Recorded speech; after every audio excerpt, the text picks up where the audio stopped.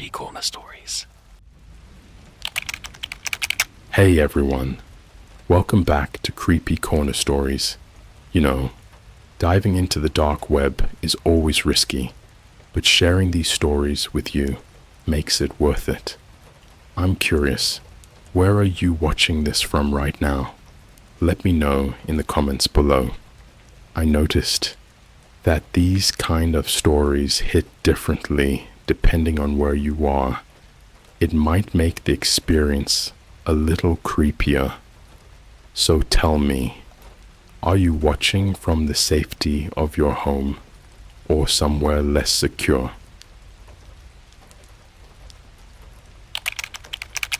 There's a Netflix documentary about my disappearance, but I never disappeared. It's only on the dark web. Okay, so I don't even know how to start this. I'm not a writer or whatever. I'm just a regular dude. 22, college dropout, flipping burgers at a Wendy's in Philly, and wasting way too much time on TikTok, like everybody else. But I need to talk about what happened, or what is happening. I'm not even sure anymore. This story is real. You don't have to believe me. Honestly, I wouldn't if I were you. But all I ask is that you just listen. Especially if you mess around online. Especially if you go poking into places you shouldn't. Because I did. And now there's a documentary about my disappearance. And I never disappeared. I never went anywhere. But the internet seems to think I did. And the thing is, this documentary, it's only on the dark web.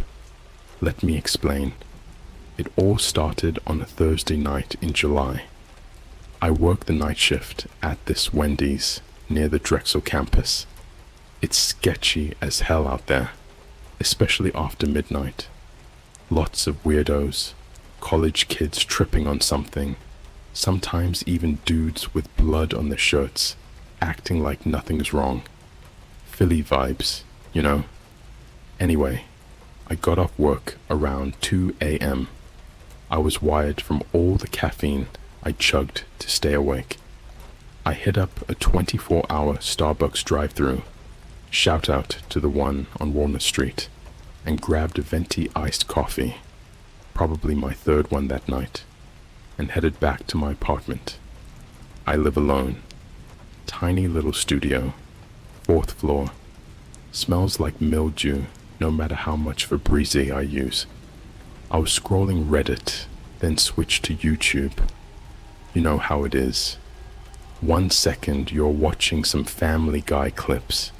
Next thing you know, you're knee-deep in those animated horror stories with the weird voices and shady titles like I found a phone buried in a McDonald's bathroom wall, or my Uber driver knew what my blood type was. I love that stuff. And then I saw this ad. It wasn't a normal ad. No brand, no product, just a black screen, then red text, glitchy, like 2000s style VHS glitchy. The text just said, "Watch the truth. See what really happened to Aiden Kane." Now here's the weird part. My name is Aiden Kane. That's me. I stared at it for a second, then hit skip. I figured it was a creepy personalized ad, like maybe they used my Google account info or some plugin or whatever, but I couldn't stop thinking about it. I clicked back and the ad was gone, like it never existed. My watch history had no trace of it. Then I heard the ping, not from my phone, from my laptop. A little folder icon popped up in the bottom corner. It looked like a shared Google Drive folder. No sender, no name, just one file inside. Final cut, Aiden Kane _NETFLX.MP4. I'm not kidding. That's exactly how it was spelled. Netflix, no I. That made it feel even weirder, like someone wanted me to think it was Netflix, but not enough to get sued or something. Now, here's where I should have just deleted it and gone to sleep. But nah, I was sleep deprived, paranoid, and kind of curious. Like, bro, someone just randomly sent me a file claiming to be a final cut of a Netflix documentary. About me? I clicked on it. The screen went black, then flickered, then static. Then it opened with the classic Netflix original intro. You know, the one with the big red N and the thump sound. But this was off. The N looked crooked, like it had been dragged in Photoshop by accident. Then a voiceover started. It wasn't mine. It wasn't even human, I think. It sounded like someone trying too hard to sound normal. Like AI trained on a bunch of podcast hosts. It said, Aiden Kane was last seen leaving a Wendy's in Philadelphia, Pennsylvania, on the night of July 17th. What happened next would never be reported by the media. I paused the video and checked the date on my phone. July 17th. That was tonight. I slammed my laptop shut. I don't get scared easy, but that hit me like a ton of bricks. My heart was racing like I'd just sprinted through a haunted house. This wasn't some old footage. This was being edited in real time. I stood up to turn on more lights, just to make the place feel less creepy. And that's when I noticed it. My front door. The lock was turned. Now, listen, I always lock my door. I live in the city. I double-check that thing like it's a compulsion, but the bolt was slid halfway open, like someone had just unlocked it, or tried to. I grabbed the bat I keep by the bed. Not even kidding. I got jumped once in South Philly.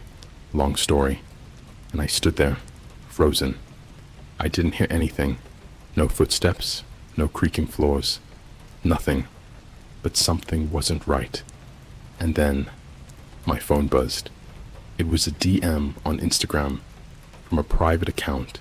No profile picture. 0 posts. 0 followers. The message just said, "Stop watching, or we'll make it real." I threw the phone across the room. I barely slept that night. I kept checking the closet, under the bed, behind the shower curtain, like I was in a horror movie. I felt like someone was watching me, like cameras were hidden in the walls. I even unplugged my router, thinking maybe it had cut off whatever connection was feeding that video. But when I finally opened my laptop the next morning, the file was gone. Not in the trash, not in recent files, no trace, like it was never there. Except, now when I search my name, Aiden Kane, the results are weird. The first result is a Reddit thread. The disappearance of Aiden Kane, true crime discussion, r/unresolved mysteries. And the date on the post, tomorrow. I didn't go to work the next night. No way.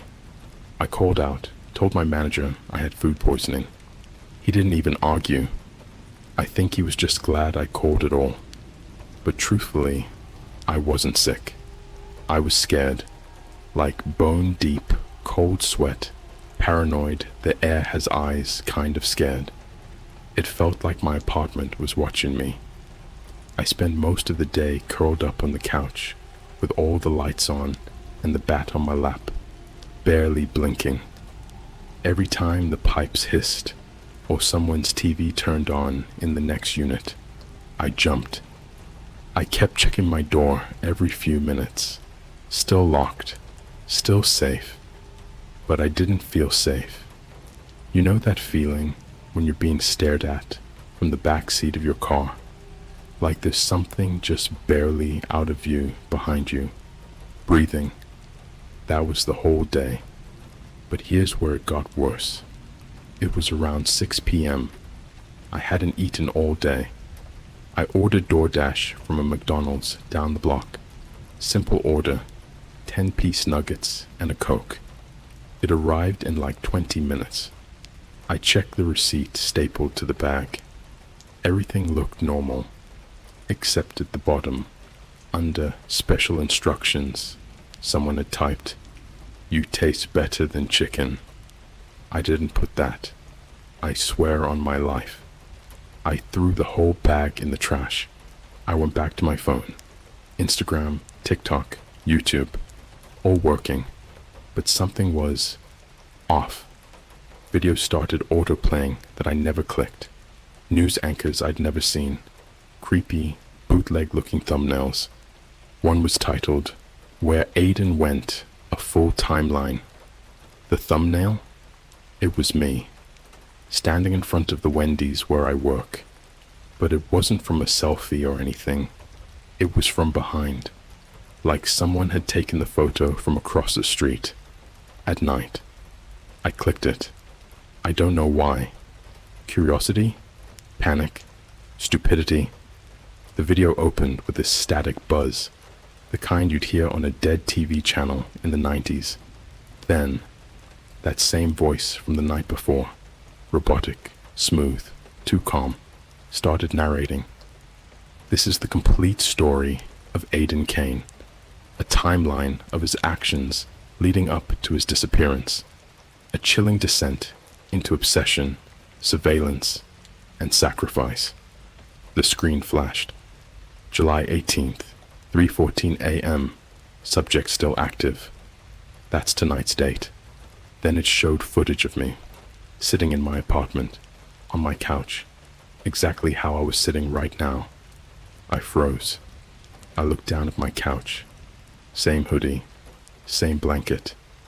Then I looked back at the screen, and that version of me, in the video, he turned his head and stared directly at the camera. That's when I screamed, like actually screamed out loud, full lungs, like a kid waking up from a nightmare. I slammed the laptop shut and threw it across the room. It hit the floor with a loud crack, but I didn't care. I ran into the hallway barefoot, shirtless, carrying nothing but my phone and my bat. I went to the stairwell and just sat for hours. Around midnight, I went back into the apartment. I stood in the doorway for a long time before entering. I left the lights on. I didn't touch the laptop, but I started hearing clicks, like camera shutters. Click, click, click, click. Then I noticed something I swear wasn't there before. Tiny holes along the corners of the ceiling. Small pin-sized dots, like someone had drilled into the drywall. A few behind the bookshelf. One near the vent. I grabbed a chair and climbed up to the nearest one. I shined my phone flashlight into it. There was a tiny red light inside, blinking. There were cameras in my apartment, dozens of them. I went feral, started tearing the place apart, flipping furniture, ripping open vents, smashing the TV with my bat. I don't even remember half of it. I just remember the rage. And then, the doorbell rang. I froze. One long ring. Then silence. I tiptoed to the peephole. No one was there. But when I opened the door, just a crack, just to look, there was something on the floor. An Amazon package. No label. No return address. No tape. Just a brown box. I brought it inside. Slowly. I opened it. Inside, a VHS tape, a thumb drive, and a single Polaroid.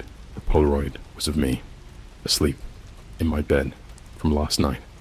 My eyes were half open, but I don't remember waking up. The thumb drive was labeled Final Cut, unrated. The VHS tape had Live Feed, Do Not Rewind, written in red marker. Here's the worst part. I don't even own a VHS player, but somehow I could hear it playing in the walls, a faint whirring, that classic chunky tape roll noise, like somewhere inside this building. Someone was watching it, live. I ran to my neighbor's unit. A guy named Rob, mid-30s, smokes a lot of weed, minding his own business type. I knocked like crazy. like my life depended on it. When he opened, he looked at me like I was a lunatic. "Dude, are you alright?" "There's cameras in my apartment," I whispered. "Someone's been watching me, sending me stuff, packages, files. They're filming me. Right now." He gave me that look. You know, the okay, sure buddy look. I begged him to let me crash on his couch for the night. He agreed, but reluctantly. Probably figured I was tweaking. I don't blame him. But that night, I didn't sleep. I laid on his couch, eyes wide, staring at the ceiling fan spinning like a slow clock. At around 4:03 a.m., Rob's smart TV turned on by itself. No sound, just the Netflix logo.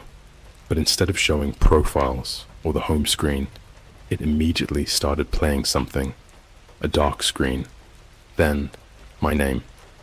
Aidan Kane, missing, presumed dead. Then footage of Rob's apartment, his couch, me, lying on it.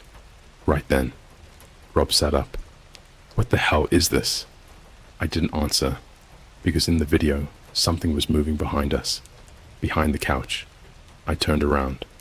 Nothing, but the footage kept playing, and in it, frame by frame, someone in a hoodie stepped out from the kitchen and stood behind the couch, right behind me, face obscured, pale hands, long fingers, in one hand, a VHS tape, in the other, something sharp.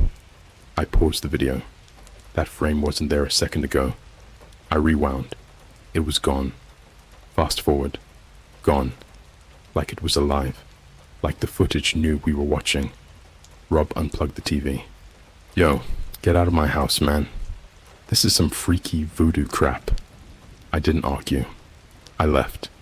But before I got back to my apartment, I got another DM from a new account. Again, no picture, no followers. The message just said, "You've been cast. Don't miss your final scene. I don't think this is just about me anymore. I think it's something bigger. A show, a project, a game. Something people are watching for fun, for entertainment. I'm being filmed. I'm being edited in real time. But here's the most fucked up part. They're not just watching me. They're watching you too. You're already part of it because you're reading this. And now they know your IP. You don't want it, but you'll read it anyway because now you're in the cast too. If you're still here, you've already gone too far. You watched the screen. You read the names. You opened the door, the same one I can't close anymore. And now it knows you. This isn't some TikTok horror story or YouTube animated based on true events junk. This is raw footage. This is the final cut. This is my life being chopped up frame by frame, like meat on a table, and broadcast to someone, somewhere, who's watching it like it's a joke. And now they're watching you too. I haven't slept in 3 days. Not really. Maybe 20-minute bursts at most. Every time I close my eyes, it plays in my head. The screener room. That's what I call it. It's not a place I've ever been, but I see it. Every time I blink, it's cold, stainless steel, like a morgue built by tech bros. There are rows and rows of old 2000s Dell monitors, all turned on, all playing different clips of me. Some from my childhood, birthday parties, school buses, me eating cereal while watching Cartoon Network. Stuff I know no one ever filmed. Stuff I never saw recorded. Then it gets darker. Clips of me crying alone in a bathroom stall in high school after I got jumped for wearing Vans. Me getting yelled at by my dad for dropping out. Me staring at the ceiling in my studio apartment, thinking about how easy it would be to not exist anymore. They have every frame of my life, even the ones no one saw. And in the center of the room is a man, I think it's a man, sitting in a high-back leather chair, wearing headphones, motionless, just watching. He doesn't blink. He doesn't speak. He just writes notes on a clipboard made of teeth. I woke up yesterday afternoon with blood under my fingernails. Not mine. I checked. I'm not hurt. Not a scratch. But on my phone, in the Photos app, there was a video I don't remember filming. It's 1 minute and 12 seconds long, shot from my phone's front-facing camera. It's me, sitting on the floor of a bathroom that isn't mine. Tiles all cracked, faucets dripping, fluorescent light above me, buzzing like a dying fly. I'm smiling, wide. My eyes are completely empty, and I'm whispering over and over. The pilot was good. They want more. The pilot was good. They want more. Then I hold something up to the camera. A tooth, still bleeding at the root. I call the cops. I know. I shouldn't have. But I was losing it. I told them someone had broken into my place, that I was being stalked, watched, threatened. I even gave them the USB drive and the box. They took it seriously. At first, sent 2 officers over. They were named Campbell and Torres. I remember because Campbell looked like the kind of dude who drinks Monster Energy and eats Slim Jims for breakfast. And Torres had this nervous tick where she kept checking her radio like she was waiting for someone to call her off. They stayed for about 30 minutes, checked the apartment, didn't find anything, said the USB drive was empty. But here's where it gets worse. When Campbell was about to leave, he looked at me and said, "You're lucky, man. Most people don't get to see their own ending before it airs." And then he winked. I stared at him. "What did you just say?" He blinked, like he didn't remember saying it. Torres looked terrified.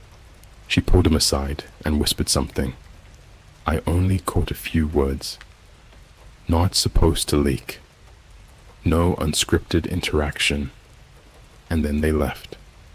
That night, I packed a bag, threw whatever I could fit in it.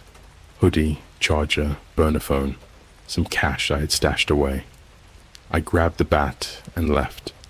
Took a train out to Philly, just heading anywhere. Ended up in Baltimore by sunrise. Checked into a nasty little motel next to a rundown IHOP. Room 112. Smelled like bleach and wet carpet, but it had Wi-Fi and a deadbolt, and at that point, that was luxury. Here's where things turned full psycho. Around 3 a.m., I woke up to a fax machine sound coming from the bathroom. There was no fax machine in the room, but taped to the mirror was a script, 12 pages, titled Episode 3, Aiden Realizes Nothing is Real. Scene 1, Aiden checks into a motel and stares at himself in the mirror. Scene 2, Aiden begins to question the nature of time. Scene 3, Aiden discovers he is not the first Aiden. I flipped through the pages. My exact movements were written word for word, even things I'd just done seconds before reading it. The last page had a note in a different font, typewriter style. It said, "Don't improvise again, or we'll recast you with parts of yourself."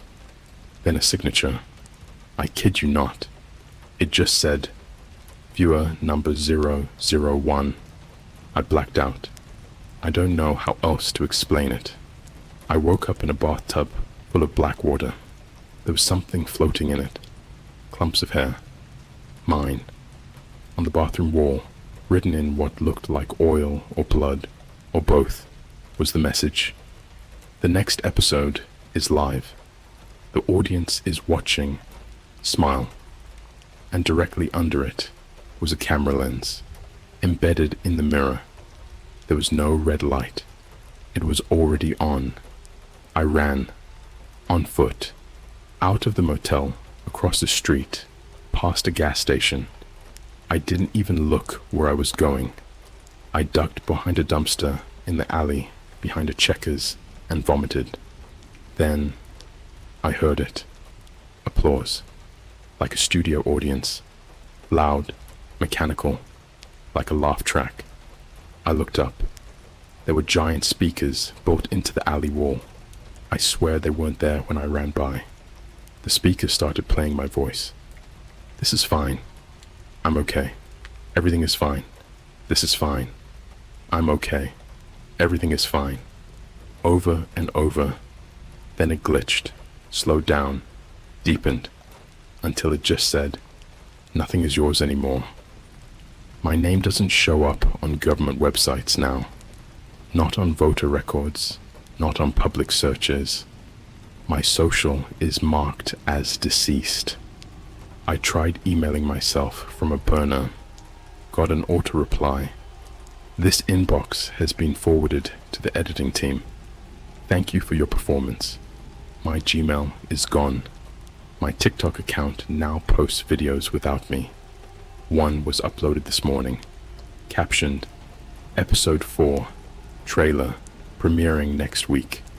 It showed me running down the alley, then screaming, then silence, then me, smiling again. Only this time, my eyes were replaced with static. The video ends with, based on real footage, all rights reserved. Viewer discretion is a lie. I don't know who's writing this story anymore. I don't think it's me. I don't think I was ever the main character. They've done this before. I found others, hidden posts, buried on forums no one uses anymore. Live journal accounts with cryptic rants. Facebook pages wiped clean, except for one pinned post saying, I didn't die. I was edited out.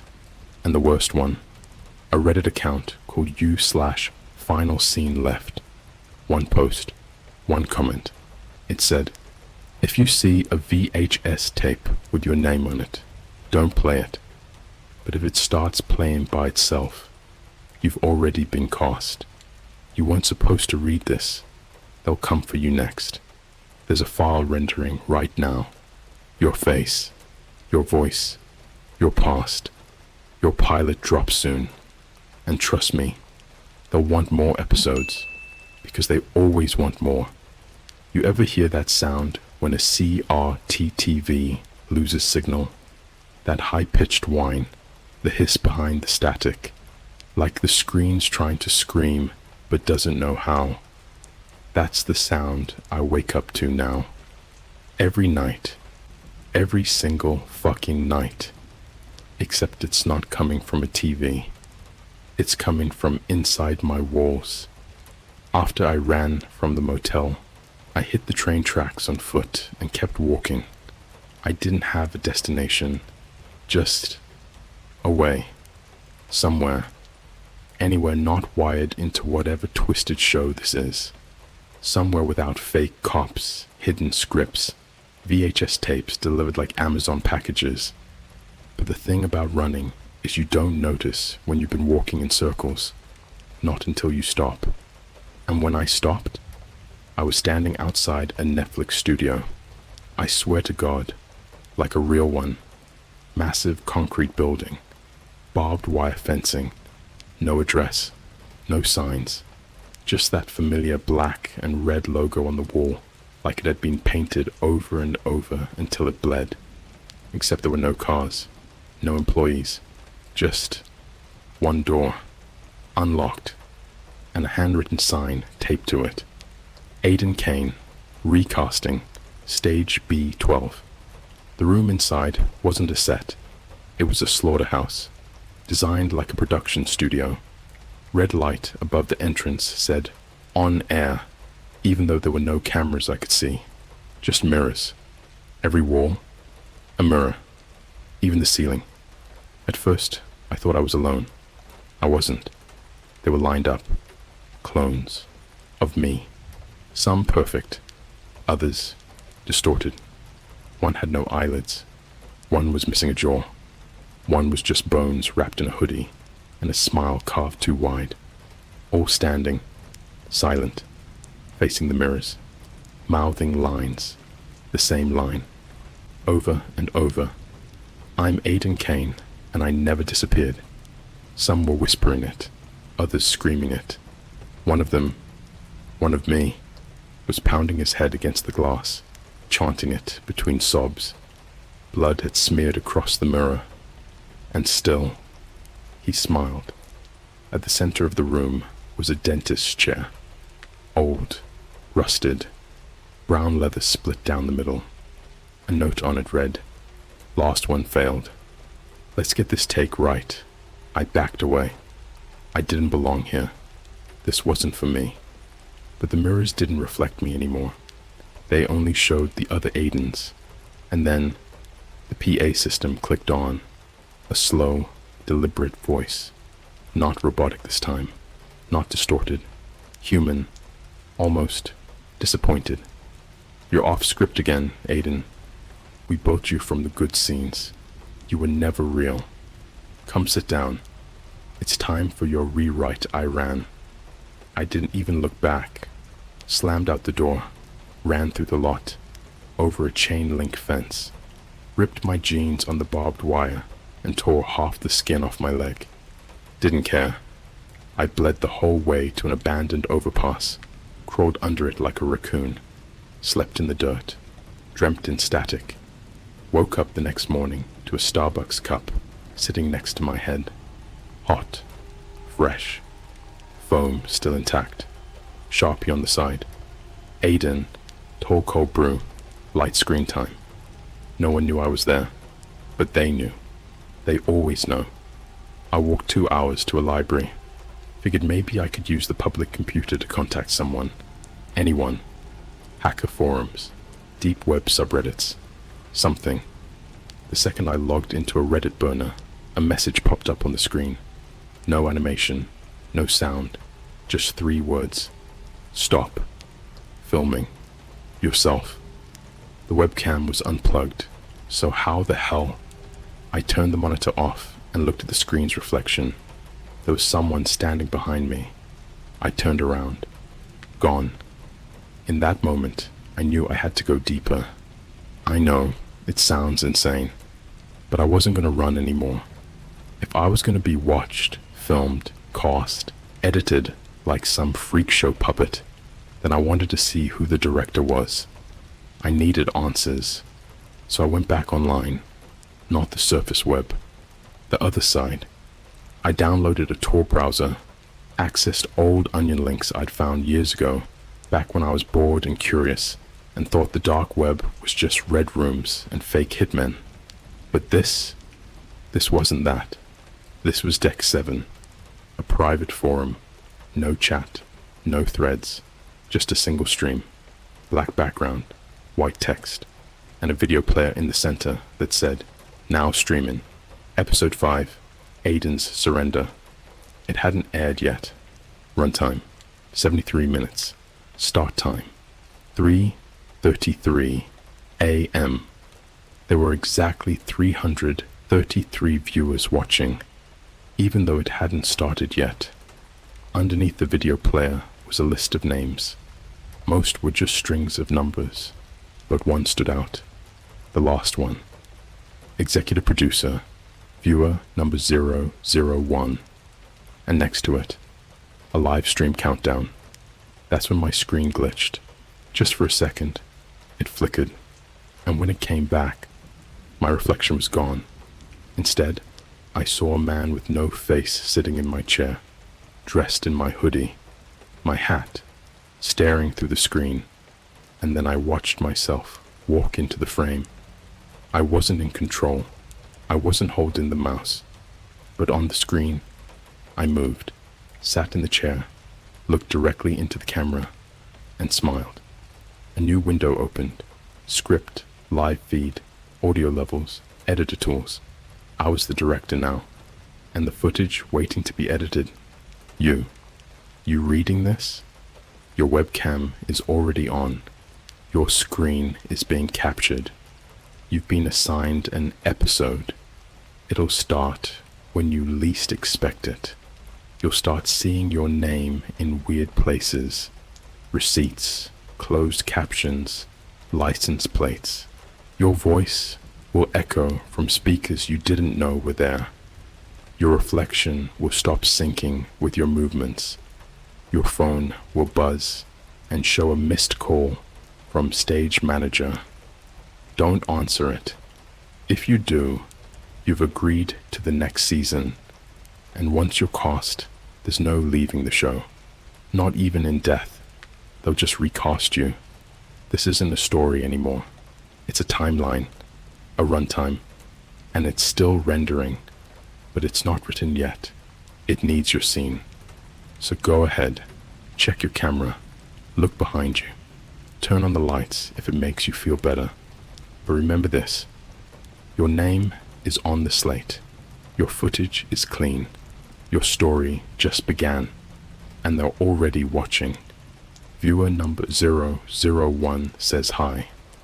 It's funny how quiet it gets when you realize you're not in control anymore. No cars, no birds, not even wind. Just the gentle hum of your own blood moving through your body like a dying machine. That's what it sounds like now. That's what it feels like now. Because now, I've seen the raw footage, and there is no escaping post-production. After I saw myself on the live stream, I broke the screen, smashed it with the motel's cheap lamp.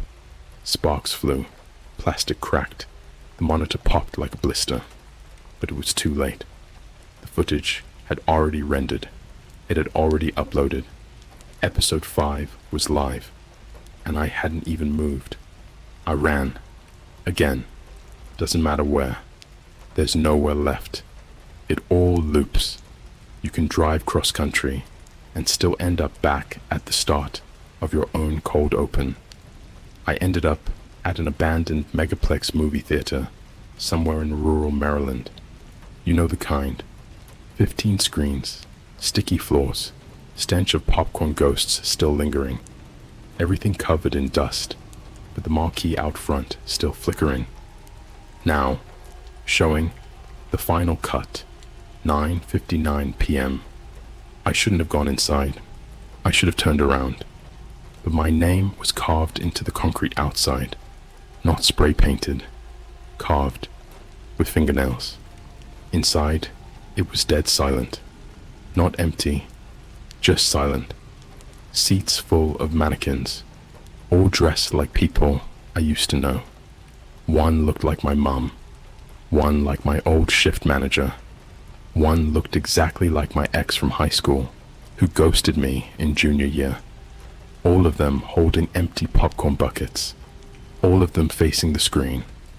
On the screen was a paused frame. Me, sitting in that dentist chair, but I hadn't sat in it. I ran, remember? I never sat down, except now I had. The projector started playing. I tried to leave, but the exit doors were gone. Just walls now. The kind of walls you can't punch through. Thick, damp, breathing. The air went heavy. The mannequins began to twitch. Not move. Twitch. Their heads rotated 90 degrees all at once. Not like they were looking at me. More like they were sinking. Then the screen spoke. Not the speakers. The screen itself. The image warped, pulled like skin, and a mouth opened in the middle of my face. You broke the fourth wall. Now we'll break you back down. And that's when they brought out the editor. Not a person, not a thing. Something in between. It had arms, too many, and each hand held something different. A scalpel, a sharpie, a clapperboard, a makeup sponge, soaked in something dark.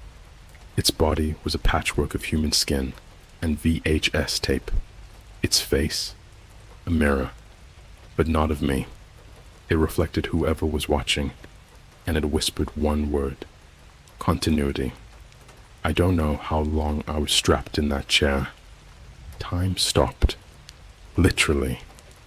There was a clock on the wall with the second hand moving backwards and numbers melting like they were ashamed to be seen. The editor began to work. One hand shaved off the top layer of my face, just the surface, not enough to bleed, just enough to sting. Another hand stitched new eyes onto my eyelids, eyes that never blinked. They told me those were the audience eyes, so I could see what they wanted, not what I wanted. That part of me. Cut. Deleted. I screamed, but it came out as laugh track audio. They edited my voice in real time. Every cry for help replaced with a perfect sitcom chuckle. The room echoed with laughter as my face peeled open. The mannequins clapped. The editor clapped back, slowly, mechanically, like a scene transition. Then it held up a script. It had your name on it. Here's what they do when your episode ends. They take your teeth, not to use.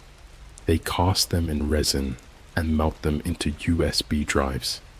Then they load your footage on those teeth drives and send them out to underground archivists across the globe. You ever found a USB in a library bathroom? Or a flash drive in a random parking lot under your windshield? That wasn't lost. It was delivered. Someone else's episode. Someone else's ending. They want you to find them, to watch. Because once you've seen it, you're next. After my final cut aired, I lost the ability to cast a shadow. I walk, but the sun doesn't touch me. Lights flicker around me, like I'm a glitch in the rendering. People still see me, sometimes. Cashiers, Uber drivers, baristas. But when I try to speak, they don't hear words. They hear trailer audio. One girl screamed when I ordered coffee. She said she heard a voiceover say, "In a world where identity is a subscription service." One man forgets who wrote the script. I didn't say a word. I just wanted a coffee. But I'm not allowed to improvise anymore. The network doesn't like ad-libbing. I found viewer number 001. Or maybe they found me. It was under a burned-out train station in New Jersey. They were waiting in an empty subway car. Every surface plastered with frames from my childhood. Polaroids of me sleeping. Videos of me walking alone. Even stuff from before I was born. Ultrasound footage slowed down and stretched across entire seats like murals. Viewer number 001 was wearing my skin. Literally. Like a hoodie. It didn't fit quite right. Their face wasn't visible. Just a giant old-school movie camera where their head should be. The lens was cracked. It leaked blood every time they looked at me. They handed me a piece of film. Old, dusty, celluloid. It was blank, until I held it up to the light. Then it showed you, reading this, right now, in your room, with your screen glowing, and next to you, someone standing just out of frame. Viewer number 001 leaned in close, the reel whirring louder than a jet engine, and said, in a voice like 1,000 mouths whispering into a microphone, "This is your audition. You've been watching. Now they're watching you." They handed me a director's slate, the kind you see in behind-the-scenes blooper reels. On it was your name. The scene was labeled Cold Open Season 2. Then they laughed. Or maybe the train did. The walls shook. The floor split open like a mouth. And I fell. For hours. Days. Maybe I'm still falling. I don't know where I am now. All I know is that this isn't a story. It's your cue. You're already on the list. Check your browser history. See if there's a video you don't remember watching. A file you didn't download. An email from an address with no sender. There's no deleting it. No uninstalling. They don't stream this. They embed it into your eyes, your mind, your timeline. And now that you've read all 5 parts, you've completed the ritual. They can roll credits now, but not for me. I was just the pilot. You're the season premiere. Smile wide. Don't blink. They're filming. Viewer number 001 has greenlit your episode, and they can't wait to see what you do unscripted.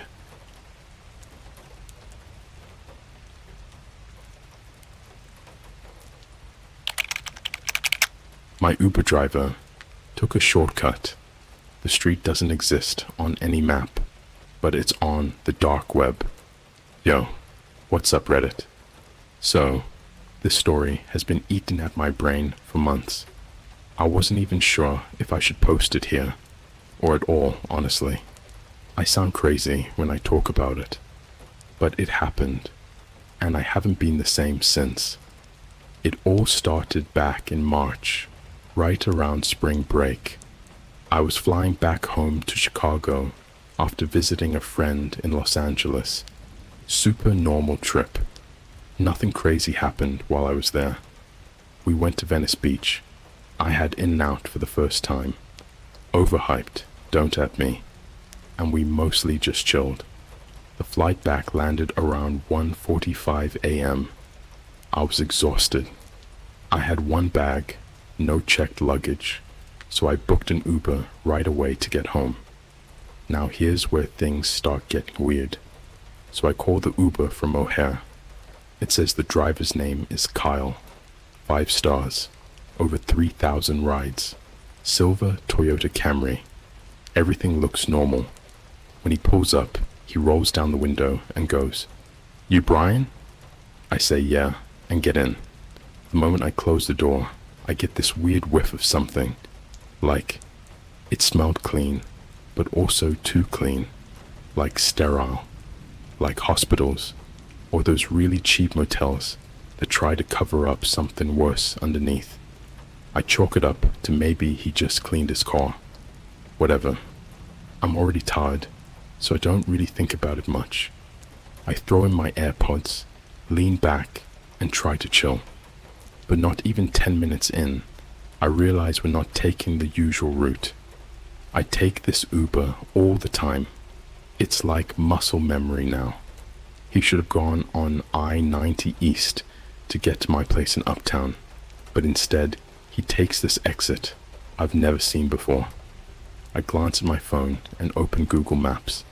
It just says, unknown road in gray text. No route, no traffic. Just a dead stretch of road that isn't even labeled.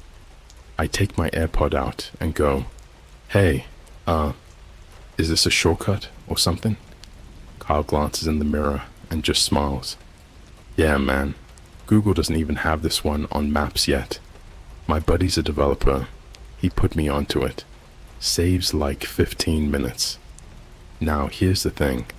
That would sound normal if I wasn't already watching the time go up on the app. Estimated arrival just went from 2:20 a.m. to 2:41 a.m. So I ask him again, a little more serious this time. "Hey man, I really don't mind traffic. Can we just get back on the main road?" He doesn't say anything this time, just flicks on the left blinker and takes another turn onto an even darker road. At this point, we're surrounded by trees, no streetlights, no other cars, just the sound of tires rolling over gravel and that creepy low hum Ubers make when you're going too slow to be on a real road. I check the Uber app. The trip is still active, still says Kyle, still the right car. But the map? It's blank. Just a blue dot floating in space. I start screen recording. Just instinct, I guess. I always do that when I feel like something's off. I also open Snapchat and send my location to my friend Jordan with a quick message. "Yo, this guy's taking weird turns. Not funny." No reply. We drive for what feels like 20 minutes. No signs, no lights, just endless trees, and that weird sterile smell getting stronger. Suddenly, We passed by this thing. I don't know what to call it. It looked like a gas station, or like it used to be one. Rusted out pumps, broken lights. The canopy above it was hanging off like it got hit by a tornado. But what really got me was the sign. It wasn't a brand. No BP, no Shell. Just a single word painted in red. Feed.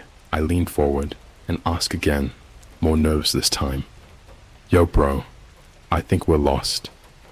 Can we turn around? Kyle doesn't even blink.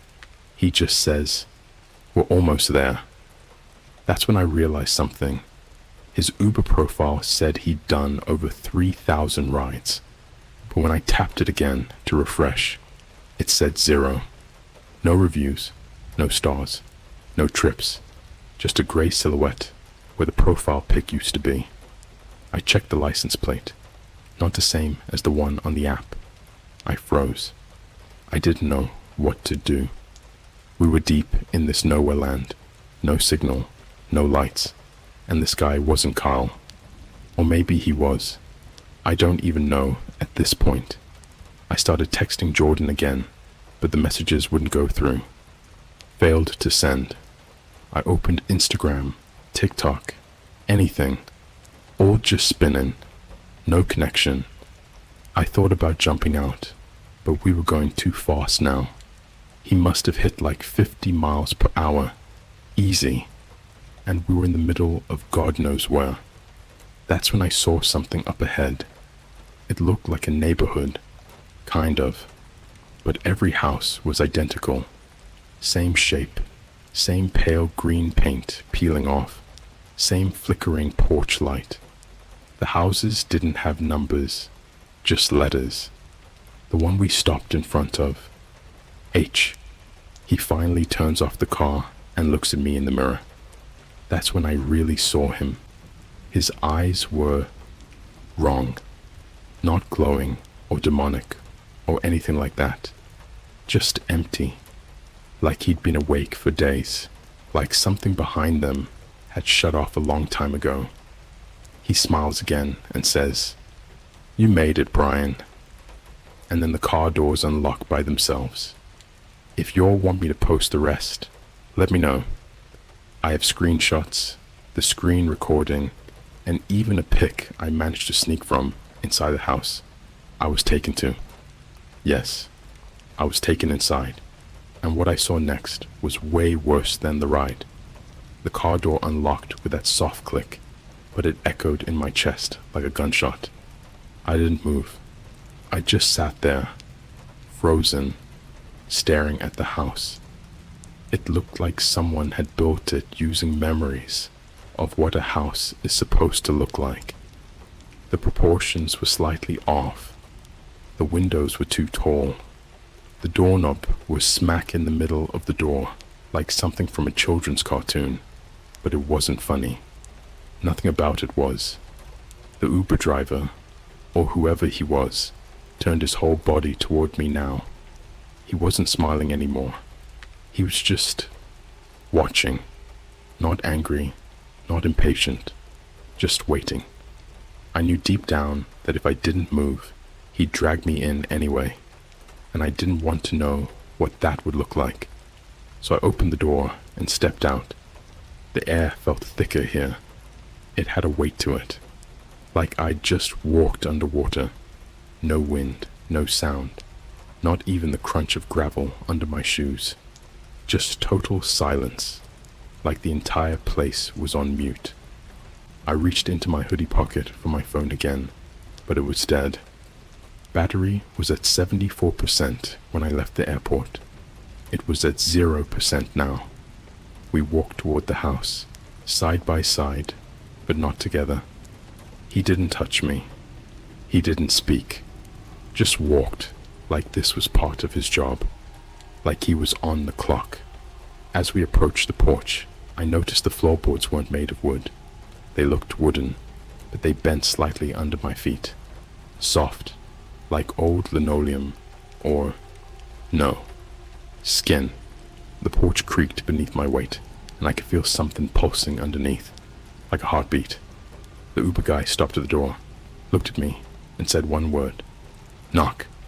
I didn't want to, but I did. 3 slow knocks. Hollow. Echoing. The door opened by itself. Inside was a hallway. Dim yellow light. The walls were stained, like old water damage, but red. Faded handprints dragged across them, like someone had tried to claw their way out. There were no pictures on the walls, just small, rectangular holes where they should have been. Every few feet, the drywall looked peeled away, as if someone had tried to rip the entire house out of itself. I turned to the guy, but he was gone. Just gone. Not down the street, not in the car, not behind me. Just gone. I stood there in the open doorway, completely alone, surrounded by impossible silence and the faint smell of something rotting. Then I heard it. A voice. A child's voice. Whispering. From somewhere down the hall. "Ryan! You're late!" I stepped inside. The door slammed shut behind me. The sound was so loud it made my ears ring. I turned around. No handle. Just blank, smooth wood where the door used to be. Like it was never there. I was stuck. And then the hallway started to shift. I swear to you, the walls stretched like elastic. The hallway got longer, the light flickering faster, stuttering like an old VHS tape. I walked, slowly, carefully. Every few steps, there were doors on each side, all labeled with a single letter, just like the house outside. E, F, G, H, I, J. None of them opened, except one. The door marked M creaked open as I passed. I don't know what possessed me to look inside. It was a bathroom, or used to be. The tiles were torn up. The sink was running black water. But that wasn't the worst part. There was a man inside, tied to a chair, naked. His eyes were sewn shut with what looked like fishing line. His mouth was gone, not gagged, just missing, like his skin had grown over it. His stomach moved, not like breathing, more like something was inside, moving. I stepped back, but the door slammed shut again. I didn't scream. I couldn't. It was like my body knew that if I screamed, something would answer. So I kept walking. After what felt like hours, I reached another door. This one didn't have a letter, just a handprint, burnt into the wood, still steaming. I touched it. The door opened. Inside was a living room, a very normal living room. Couch, TV, coffee table, except everything was playing in reverse. The fireplace was unburning. Flames sucked back into logs that stitched themselves whole. The clock on the wall ticked backward, the minute hand jerking like it was resisting. And on the couch were phones. Dozens of phones. All different brands. All cracked or blood-stained or burned. I recognized one. My friend Jordan's phone. I picked it up. Still had a wallpaper. Me and him at a Bulls game 2 years ago. Then the screen lit up. One new video. No sender. I played it. It was me. Sitting in the back of the Uber. But the angle was wrong. It was taken from inside the car, behind the driver, like a dash cam, but aimed at the back seat. I was asleep in the video. The timestamp? March 3rd, 1:42 a.m., 10 minutes before I ever landed. Then the video glitched. The frame shook, and suddenly, I was awake in the video, crying, screaming, blood pouring from my eyes like tears. I was clawing at the window, mouth open, silent scream. Behind me, the driver smiled, but it wasn't Kyle anymore. It was me, my face, driving the car, grinning. Then the video cut to black. I dropped the phone. My hands were shaking so hard, I almost passed out. That's when I heard it. Footsteps, not behind me, above me.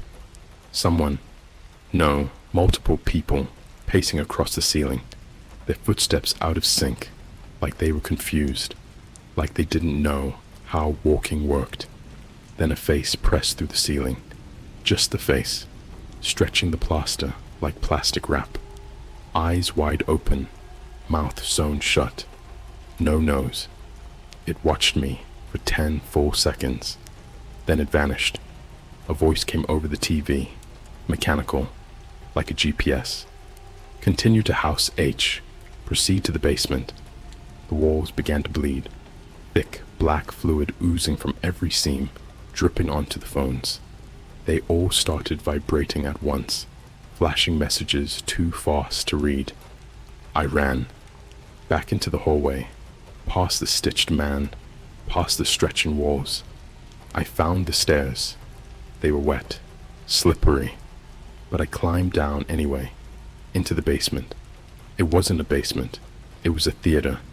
Hundreds of red velvet seats, all facing a massive screen. Every seat was occupied, but not by people, not anymore. They looked human, once, but they'd been here too long. Eyes hollow, mouths sewn, some ripped open from the inside, skin pale, bloated, or sagging, all staring at the screen, which was showing me, walking down the stairs. Right now, I was on camera, being watched, live. One of the things turned its head slowly toward me, then another, until every corpse thing was staring straight at me. They began to stand, silently. I turned to run, but the stairs were gone, just a wall now. And then the lights went out. I don't remember much after that, just flashes, being held down, something sharp in my neck. A voice, whispering, "You belong to the feed now." When I woke up, I was back in a regular Uber, on the highway, 4:12 a.m. My phone was on my lap, 23% battery. One new text from Jordan. "You good?" No missed calls, no photos, no video, nothing, except one new app on my phone I never downloaded. No name, just an icon, a black road with a red house at the end. I deleted it, or I tried to. It keeps coming back, every night, and every time I open my Uber app, there's only one driver available. Carl. It's 3:33 a.m. right now. I haven't slept in 3 days. My eyes burn, my hands shake when I try to type, and every time I blink, I swear I can feel them watching. I made the mistake of opening the app again. The black road, the red house. No name, no menu, just one option. Request ride. I didn't click it. I swear to God, I didn't. But it accepted anyway. You know when you're so scared, your body kind of forgets how to function? That's what happened. I just sat on the edge of my bed, phone in hand, screen burning my retinas in the dark, while the words appeared on their own. Driver en route. ETA, 5 minutes. Vehicle, unmarked. Driver, unknown. I live on the 9th floor. There's a buzzer system. No one can get in unless I let them up. But 4 minutes later, I heard knocking. Not at the door. From inside my closet. I didn't move. I didn't breathe. Just sat there, staring at the closet, watching the doorknob twitch. Not turn. Twitch. Like someone on the other side was flicking it, testing it, teasing it. I backed out of my room, slowly, still holding my phone, like it could somehow protect me. I tried to call 911, but the screen went black. Then the knocking stopped, and the door creaked open. But there was no one there, just my clothes, hanging, motionless, until one of the sleeves, a hoodie I never bought, slowly raised, like someone was still in it. I ran. I didn't stop until I was outside, barefoot, in just sweats and a t-shirt. Cold Chicago air biting into my skin like needles. I flagged down a real Uber, like actually through the real app this time. Some dude named Martin picked me up. The whole ride, I kept checking behind us in the side mirror. Nothing. Until we stopped at a red light near Belmont. I swear I saw that same silver Camry in the next lane over, but the windows were tinted pitch black. No driver inside, just a face pressed against the glass from inside the back seat. It was mine, but off. Eyes too wide, no lips, skin pale and sagging like I'd drowned. Then the light turned green, and the Camry drove itself into a narrow alley that shouldn't have even fit a car. I told Martin to take me to my friend Jordan's place. I didn't care if he thought I was tweaking. I needed someone to witness this. Someone real. Jordan didn't answer at first, but when he finally opened the door, he looked like he hadn't slept in days either. He just goes, "You saw it too, didn't you?" He didn't even need me to explain. Jordan had downloaded the same app 2 weeks before I did. He got curious after seeing a random thread on a Discord server. Something about routes not meant for GPS. Thought it was an ARG or something. The first time he used it, it sent him to a McDonald's on the south side that didn't exist. I mean, it used to, back in like 2003, but it burned down after that kid went missing. Inside. You remember that viral video a few years back? Security cam footage of a boy walking into the play place at 2 a.m. and never coming out. Yeah, that McDonald's. Jordan swore he never got out of the car. He said he told the driver to take him back, but then he blacked out, just like I did. When he woke up, he was home, but not his home.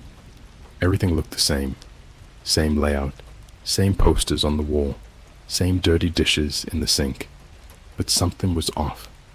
The windows didn't show a city, just static, like TV snow, buzzing softly. Every mirror reflected someone else. And his cat? It wasn't his cat.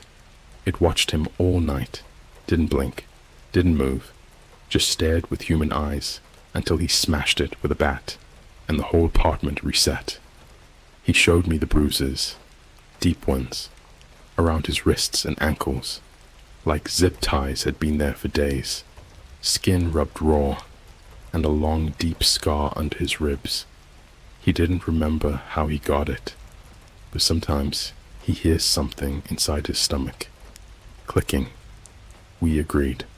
We had to get rid of the phones, not just turn them off, not just delete the app, full wipe, factory reset. We even went to a Sprint store and asked the dude behind the counter to help us. Told him we got hacked. The guy's name was Ryan. Seemed chill. Until he plugged Jordan's phone into the diagnostic tool. The screen glitched, turned black, then showed one message in bold red letters. "Welcome back, Ryan. Seat 12. B is ready." He unplugged it immediately, hands shaking. Said he had to check something in the back. He never came out. We waited 20 minutes before walking back there. He was gone. Just gone. His store badge was on the floor, and all the lights in the back room were flickering like a strobe light. When we tried to leave, the automatic doors wouldn't open until we both screamed. That night, Jordan got a voicemail. No number, just static for a full minute. Then the sound of me, crying, begging, "Please don't let them take my face again." Then silence. Then the sound of scissors, snipping, wet. He hasn't spoken since. Won't eat, won't sleep. Just sits in his room with a towel over every mirror and duct tape over the vents. And me? I made the mistake of going through his phone one last time. It had recorded something the night before. A video, 37 seconds long. Just him, sleeping. Then halfway through, you hear it. A voice. low and dry like paper being ripped. He hasn't fed in days. Skin slipping. Prepare a new route. I can't explain what's happening. I don't think this is tech. This isn't some glitch. This isn't hackers. This is something else. Some system older than the internet. Older than us. Wearing the skin of our apps. Using our faces. Our rides. Our routines. The app isn't on the App Store. You can't even find it online.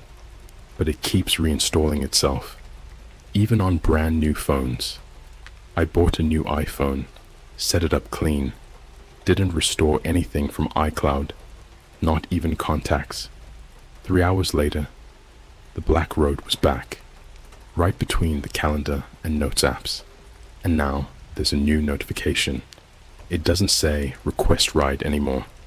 Now it says, your seat has been prepared. Please confirm identity upload, face, voice, fingerprint. I don't remember giving them those, but they already have them. You know the scariest part? I've seen other people using the app. I sat at Starbucks yesterday just watching. Guy in a business suit, teenage girl with pink AirPods, a mom with 2 kids, all scrolling past the same black icon, all pretending not to see it, but their hands hovered over it, like they wanted to click it, like part of them already knew what it was. Jordan's gone now. His apartment was empty this morning. No signs of a break-in, no blood, no struggle, but the mirrors were all cracked from inside. His cat was sitting in the kitchen sink. Its eyes were human again. Mine. You don't request the ride. You were born into it. And the feed? The feed is always hungry. I know I sound insane. I can hear it in my own voice. I can see it when I catch glimpses of myself in passing windows. But I'm not making any of this up. I wish I was. I wish this was just some sick ARG I got sucked into after doom scrolling too long. But it's real. And now it's inside me. The day Jordan disappeared, I went back to his apartment. Everything was still. Too still. Like the air didn't know how to breathe without him there. The smell was the first thing that hit me. Like copper and burnt plastic. There was no furniture anymore. It was just gone. Everything. No bed, no TV, no dishes in the sink. Like the whole apartment had been uninstalled. Except for one thing. Right in the center of the living room. His phone. Propped up, perfectly balanced. Like someone had placed it there as a gift. Or a warning. It was already unlocked. There was one video on it. No timestamp. No location data. Just the title. User. BRIAN. Playback initiated. I watched it. I shouldn't have. The footage was black and white. Surveillance style. Grainy, but too detailed. I was on the screen, sitting on a cold metal table. My head hung low. My shirt was torn. My arms restrained by thick, rusted leather straps. But I wasn't moving. Then a figure entered the frame. Its face was a blur. Not pixelated, blurred, like reality couldn't keep its shape around it. It wore a lab coat, or what looked like one, stained with long streaks of dark fluid that moved like it was still fresh. It leaned close to me and whispered something into my ear. Then, like someone pressed fast forward, the video sped up. And what I saw next, they peeled me open. There's no other way to describe it. They unzipped my spine like luggage and reached inside, not with tools, with their hands. I was conscious the whole time. My mouth opened and closed, but no sound came out. They pulled something out of me. It looked like a second face. Mine. Twisted. Eyes gouged out. Mouth full of teeth that weren't human. More like fish teeth. Rows and rows of tiny needle-thin blades. The thing twitched in their hand. They held it up to the camera. Then the video ended. I dropped the phone. It shattered, but the screen stayed on. A single phrase burned into it. The face belongs to the feed now. Do not attempt to retrieve it. Since then, I've started to lose time. I'll wake up in places I don't remember going to. Dirty bathrooms in 24-hour gas stations. Hotel lobbies with no names. Once, I woke up inside a public library in Ohio. I live in Chicago. There are scratches on my arms I don't remember making. Not shallow, panicked scratches. Deliberate ones. Like something inside me is trying to get out. I started recording myself while I sleep. I've gone through 19 nights of footage so far. On night 13, I saw something that made me throw up. I watched myself wake up at 2:14 a.m., eyes wide open, mouth hanging slack. I stood up, walked to the bathroom, and turned on the shower, but didn't get in. Instead, I crouched down and started whispering into the drain. Soft, repetitive, a language I don't understand, like a prayer in reverse. Then something whispered back, and I smiled. Not me. Smile. It smile. That wrong, hollow smile I saw in the Uber window.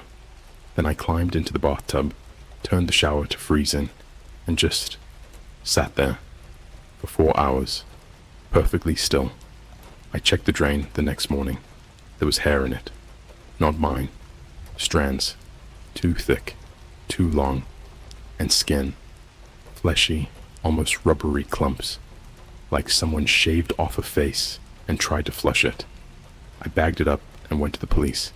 They took the evidence, made notes, said they'd follow up. 2 hours later, I got a phone call. Blocked number. The voice on the line was mine, but it wasn't a recording. It was me, live, talking, breathing. "Brian," it said, "we saw you." That wasn't part of the route. I hung up and smashed the SIM card. Didn't matter. My phone rang again 30 minutes later.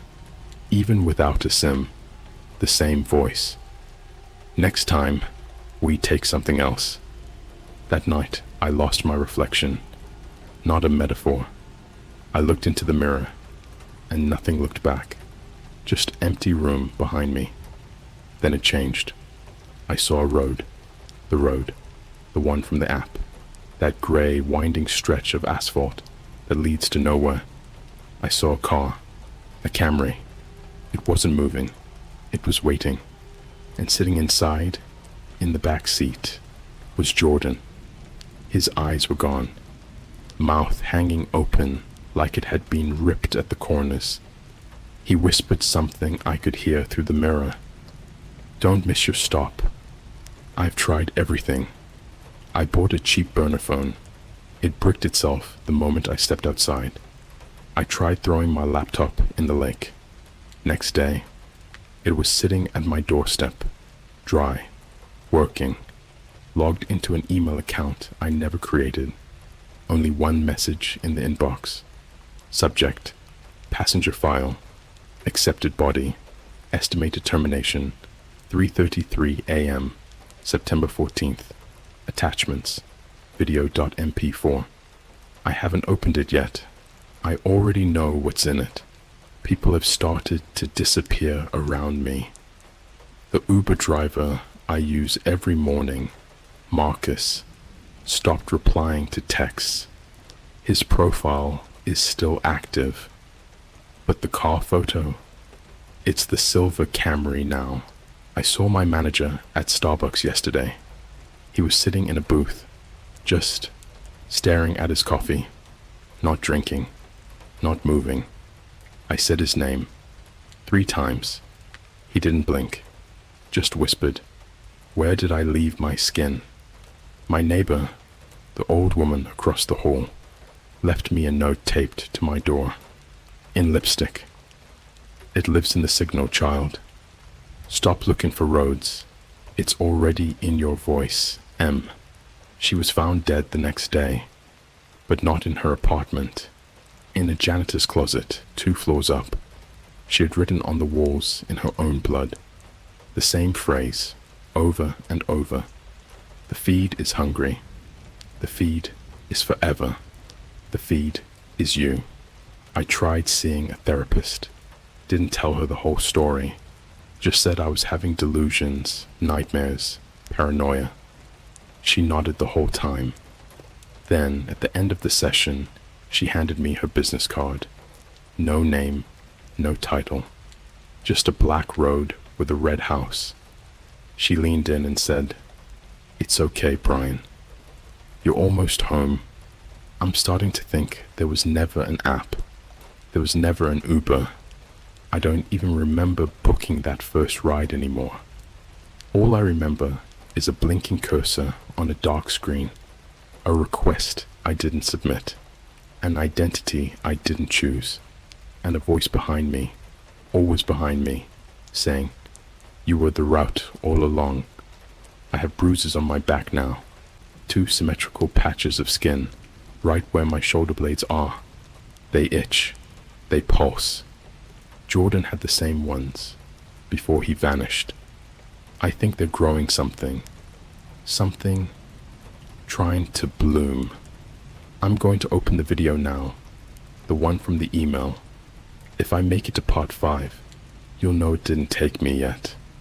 But if you open your Uber app tomorrow, and there's a car with no driver, don't get in, because I might be the one waiting in the back seat." I opened the video. I watched every second of it, and now I don't think I ever left House H. The file opened without prompting a player. It just played, like it had been waiting for me. There was no progress bar, no way to pause, no way to exit. I tried Alt plus F4. I yanked the plug. I smashed the keyboard. Nothing worked, because it wasn't on the laptop. It was in me.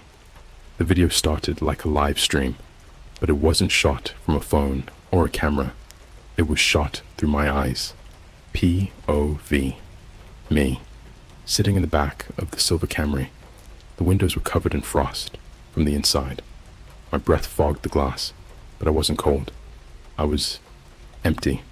There was no driver, no road, just silence. And then, motion. Outside, shadows flickering, but not passing by the car, passing through it. Like the Camry didn't exist in one place anymore. It existed between. The screen glitched for half a second, and I saw them. Rows. Thousands of them. Skinless people. No eyes, no mouths. Just a pale, wet anatomy of tendons twitching and nerves spasming like dying insects. Sitting in car after car after car. All on this endless black road. Not going forward, not going back. Just sitting, waiting, feeding. And then, something climbed into my car. Not through the door, through me. I felt it crawl into my spine first, like it was rewinding its way into my nervous system. My mouth opened in the video, but my voice didn't come out. Its did. Low, garbled, like something speaking through static and screaming at the same time. The skin is ready. Begin upload. I watch myself tear open my own stomach with my bare hands. Watch myself pull out a long, coiled strip of flesh that looked like it had been braided, like something had spent hours preparing it. Then I laid it across the back seat like a seatbelt. That's when I realized what the feed really is. It's not an app. It's not a network. It's infrastructure, a transportation system. But it doesn't move people. It moves skins, identities, memories, roots. And I was next. The video ended with one final image, a security cam photo of me walking into the airport, smiling, luggage in hand, 3 weeks after I supposedly escaped House H. And behind me, barely visible, that same Camry, parked outside the arrivals gate, with something sitting in the driver's seat, wearing my skin, I don't think I ever made it back home. I think I've been on the road this entire time. I think my body made it back, but not me. I'm the passenger now, and I'm not alone. Last night, I tried to destroy the phone again, took it out to the woods, smashed it with a hammer, burned it, buried the ashes, came home. It was charging on my nightstand. New screen, new message. Skin seat, confirmed. Destination, finalized. ETA, 3:33 a.m. My skin itches constantly now. It doesn't feel like mine. It doesn't fit. It wrinkles in the wrong places. I sweat from pores I don't remember having. Every time I shower, more of it peels away. Not in flakes, in sheets. Like I'm molting, like I'm being re-skinned. Sometimes I catch glimpses of what's underneath. Pink, raw, smiling. I finally found someone else who went through it. A girl named Melly. She contacted me through a deep Discord server called /feedbackloop. Only voice chat. No typing. No usernames. Just voices. But they don't sound like people anymore. She said she used the feed once in college. She wanted to see her dead brother again. The car took her to a frozen Walmart parking lot in Montana that's been closed since 2009. She says her brother was there, but his face was backwards, his mouth on the back of his head, his eyes rolled up into his scalp. He screamed through his spine. "Why did you request this route?" She tried to run, but the car followed her on foot. The car walked.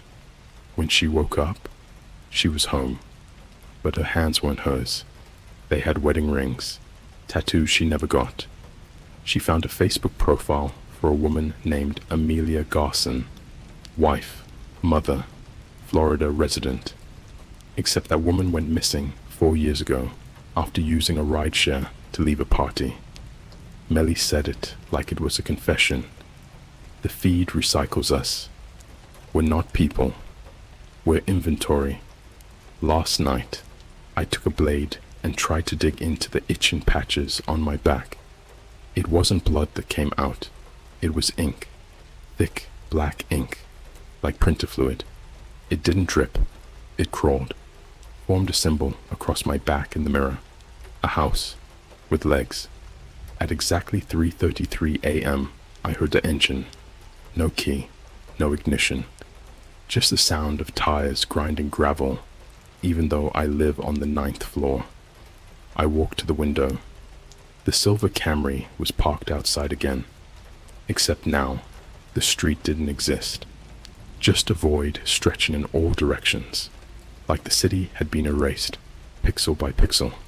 The Camry's interior light was on, and in the back seat, a figure, wearing my friend Jordan's face, stretched too tight, not blinking, still smiling.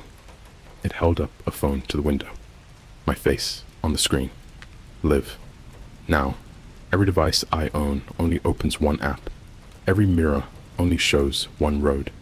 Every time I blink, I see a house. Not just House H, a city of them, like data centers, each one with rows and rows of stripped humans, empty-eyed, nerve-wired to the floor. Every passenger uploaded, face recycled, voice patched. They don't kill us. They don't want death. They want presence. Souls are just soft code to them. I know my seat's ready. I'm not going to run. Not anymore. I'm going to climb into the back seat tonight. Not because I want to, because it's already driving me. This was never my story. It was the feed's. And now it's yours too. Because you read this. And once you've read it, the route is already loading. Terminal upload complete. Your Uber has arrived. Would you like to share your ride with a friend? Yes/yes.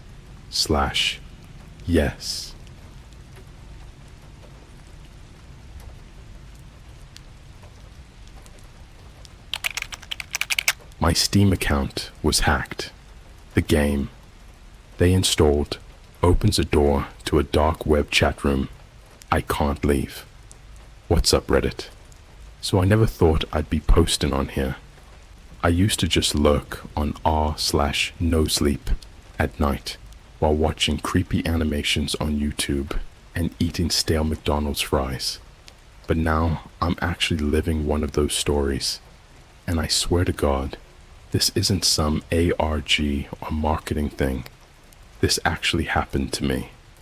Or is still happening. My name's Ryan. I'm 21, and I live in a pretty normal apartment in Atlanta. I go to college, work part-time at a FedEx spot, and I'm usually up until 3 a.m., either gaming, watching dumb TikToks, or editing random videos for my YouTube channel. I'm not famous or anything. Like, I post horror game clips and weird deep dives on internet mysteries. Think Nexpo meets Luna, but with worse audio and too many hot pockets. Anyway, about a month ago, my Steam account got hacked. Or at least, I thought it did. It started super basic. One night, I'm chilling, playing Phasmophobia with my friend Josh, and I get randomly booted out of the game. Then it says I've been logged out of Steam. Now at first, I thought my internet just bugged out or something. Spectrum's garbage in my area. But when I tried to log back in, my password didn't work. Classic. I immediately go to reset it using my email, but the reset link doesn't even arrive. Like nothing. I check spam, promotions, everything. Nada. What did show up though was a weird notification. My phone buzzed, and I got an email from Steam saying, "Thank you for installing Mirror Seed. Enjoy your experience." Weird. I'd never heard of that game. I googled it. Nothing. No Reddit posts, no trailers, no gameplay on YouTube. Literally not a single hit, except a sketchy blog post from 2018 in Russian with a broken YouTube embed. The thumbnail was just this black screen with static and what looked like a silhouette of someone hanging upside down. I got my account back, or so I thought. So I'm freaking out a bit, right? I start thinking maybe I clicked on some phishing link or whatever. I contact Steam support, and surprisingly, they were fast this time. Within 2 days, they helped me reset my password and lock the account. I log back in, and everything looks normal. Except one game, Mirror Seed. It was still there. And here's the really creepy part. It didn't have a normal thumbnail. Instead of the regular artwork most Steam games have, it was just a black screen with one white pixel blinking in the center, like a heartbeat. I tried to uninstall it. Didn't work. I tried right-clicking, even removing it from the library using DevTools. Nothing. It was like the game was just embedded into my account. Like malware, but worse. Against my better judgment, I opened it. The game didn't launch through Steam. When I clicked play, it minimized Steam entirely and brought up this raw, full-screen black window. No menus, no logos, just a blinking cursor and a sound, like an old dial-up modem trying to connect. It was loud. I even took my headphones off, but the sound was still there, like it was bypassing the output settings. Then, a message popped up. "We see you, Ryan." I Alt F4'd so fast, I almost broke my keyboard. The game force closed, but when I returned to my desktop, I noticed something was off. My Discord had been logged out. My Gmail too. My phone buzzed. I got a notification from DoorDash saying someone tried to order $300 worth of sushi to a location in rural Idaho. I'm in Georgia. Then a new window opened by itself. Not Steam, not a browser, Just a floating, transparent window with a single chat box in the center. I swear on my life, it looked like a cross between AOL Instant Messenger and a Tor browser pop-up, and someone was typing. The chat said, "You're in now. Don't try to leave. The game watches you." I tried closing it, but every time I moved my mouse toward the X, the cursor would flick away like it was scared. Then my webcam light turned on. I don't have any webcam software open. I never even use that thing unless I'm on a Zoom call with my professor. The green dot was just on, and my face popped up in a corner of the chat, like some messed up FaceTime box. I typed, "Who is this?" And they replied, "You opened the seed. Now the roots will spread. Find the others." Then the chat closed, like it vanished.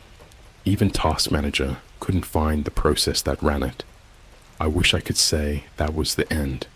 I wish I could just factory reset my PC and go back to gaming like nothing happened. But every day since, something new shows up. First, it was my emails. Then, my Google Maps. I checked my Google timeline history. You know, that creepy thing where Google tracks where you've been. Well, there were new entries. It said I visited places I've never been to. A random 24-hour diner in Detroit. An old, shut-down Chuck E. Cheese in Jacksonville. An alleyway in Tokyo. Yes, Tokyo, Japan. Even though I've never left the US, and each location had a photo tagged to it. Photos of me, in a hoodie, wearing clothes I don't own, standing completely still, face blurry, like the camera shook when it took the picture. I didn't post them. I didn't take them.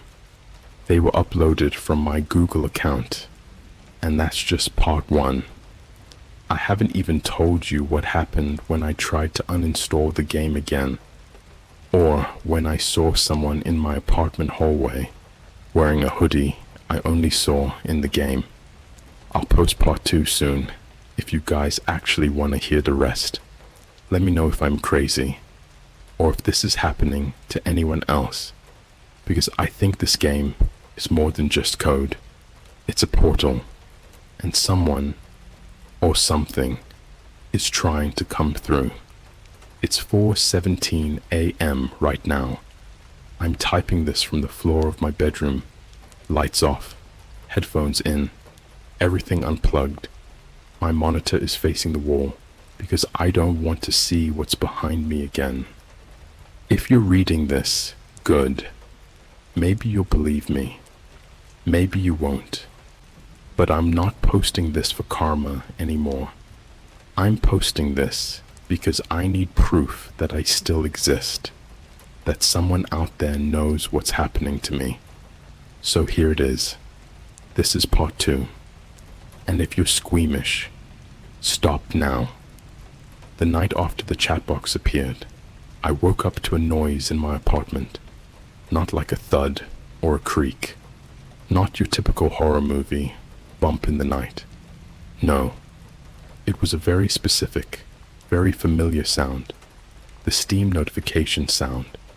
The same one you hear when someone messages you. Only it wasn't coming from my computer. It was coming from inside the walls. I'm not exaggerating. It was muffled, warped, like a dying modem trapped in a meat locker. But I could recognize it. It kept going, every few seconds. Ping, ping, ping. I thought I was dreaming. I even recorded a voice memo on my phone, just to make sure I wasn't losing my mind. At exactly 2:41 a.m., the ping stopped. Then my phone buzzed. A new email from an address I didn't recognize. root@mirrorseed.net. Subject: Your microphone is always listening. Inside the email, just an attached .wav file. I know. Never download attachments from sketchy emails. But I was desperate, curious, scared out of my fucking mind. So I opened it. It was audio from my bedroom, not just ambient sound. No, it was me, breathing in my sleep, the creak of my bedsheets, the faint, wet, clicking sound of something moving across the carpet. And then, a voice, a real voice, not mine, not human. It whispered directly into the mic, right next to my sleeping body. Still breathing, seed intact, preparing extraction. The file ended with the sound of my window sliding shut. I bolted up, ran to the window, locked. But here's where sh-t gets worse. Pressed into the condensation on the glass, written with a finger, were the words, "You played too long." I needed help. I tried going to the police. I brought my laptop, showed them the chat screenshots, the photos from Google Maps, the audio file. I told the officer I thought someone had broken in, was stalking me. The cop was nice at first. Officer Landers, tall guy, late 30s, had this weird, trying not to laugh look the whole time. When I finished explaining, he just said, "Son, you said this is a video game doing this?" I nodded. He asked to step into the back while they ran some reports. 10 minutes later, he came back out and told me to follow him. We went into a side office where they had a monitor pulled up, and my Steam profile was open, except it was a different version, one I'd never seen. Same username, same avatar, but no games, no friends, no achievements, just one tab called Rooted Files. He clicked it. Dozens of folders appeared, each labeled with real addresses. My childhood home, my elementary school, my dorm, the FedEx where I work, my ex-girlfriend's apartment. And then Officer Landers turned to me and asked, "Why are these on your account?" My throat went dry. "I didn't put them there." He clicked one, my childhood home. Inside the folder, a collection of photos, dozens of them, taken at night, from inside closets, behind doors, under beds. They were time-stamped, dated years ago, when I was still a kid. I felt the blood drain from my face. There was even a video file, labeled Sleeping, age 9. Officer Landers clicked it, and then his monitor went black. Every screen in the station did, like a phishing EMP went off. Panic broke out. Phone stopped working. A weird static hum filled the room, like an air conditioner mixed with screaming. Then, out of nowhere, every computer in the building rebooted with the same message on screen.